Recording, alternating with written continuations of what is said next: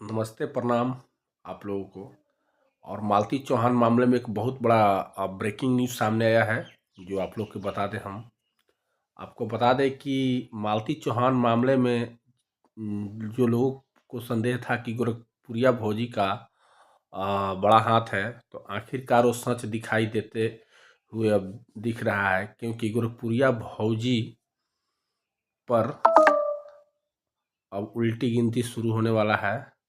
और गोरखपुरिया भौजी के ऊपर वारंट जारी हो गया है, और गोरखपुरिया भौजी का गिरफ्तारी जो है कभी भी हो सकती है, क्योंकि गोरखपुरिया भौजी समेत